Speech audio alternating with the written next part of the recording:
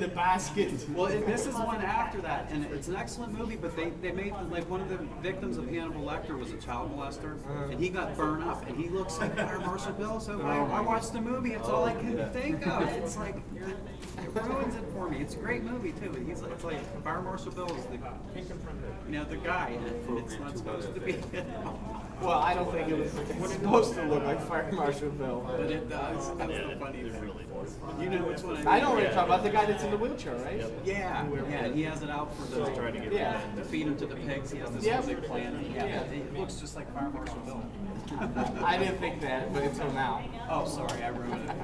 Yeah, I couldn't get past it. Darn it, I'm never gonna watch that movie again. Actually, what I'm gonna do is I'm gonna do it split screen. In living color on one side, Silence of the Lambs on the other. You'll see then. You'll hate. Like, ooh, which one's which? I can't tell. Oh boy. Yeah, that was the greatest show. A lot of what J-Lo was on there. I was just gonna say she was one of the dancers. Fly Girls. 2 snaps up and all that. Yeah, The Fly Girls. Talk about Tommy Davidson. I mean, did you ever see anybody do Michael Jackson like him? No. And then I think it was in Living Color where he did the skipper. He was dancing on the car. Yeah. And the police came and arrested him, and he goes, "I guess I am black or whatever." I mean, it was very controversial, but it was. Yeah, I really give Tommy Davidson credit for doing that because. And then there's Michael Jackson, who one of my heroes of all time, one of the most talented people ever. That sucks, man. I really, it's like he was probably arguably the most talented person in entertainment. I mean, really. Stick around for such a long time. Yeah, and the media really ran him over the coals. And I always, if I get a chance to talk about him, Martin Brashear, when he made that documentary, he edited things together in a very deceptive way, according to what I heard. And apparently it came out in court. That's why Michael Jackson didn't get convicted, because he was editing together to make it look like he said, "I slept in the same bed with Mavis Boys," when he didn't at all. So, I mean, that guy got a bump deal. Yeah, we were talking about that earlier on the topic of Michael Jackson, about people that can stick around through generations. And one rock group that sticks out in my mind is Aerosmith. Yeah.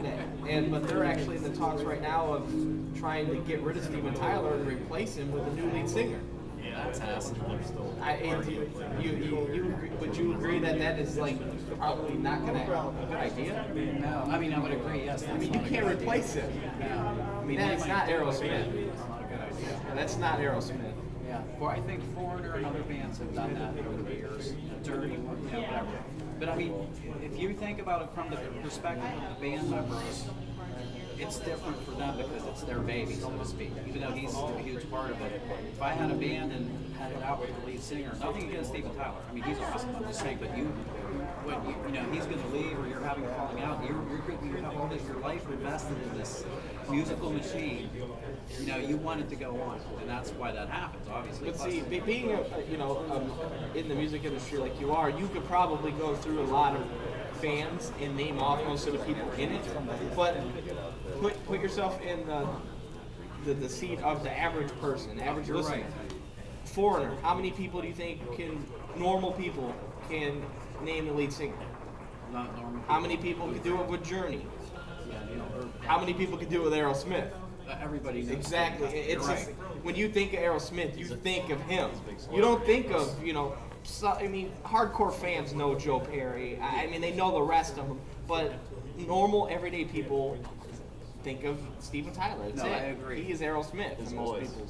Yeah. Like I said, I agree with from the fans' Yeah. point of view. What? But I mean, if you think of it from the rest I just don't of the think it'll bands, ever work. No, It'll never work. Maybe there are hardcore fans that know everybody in the band might go.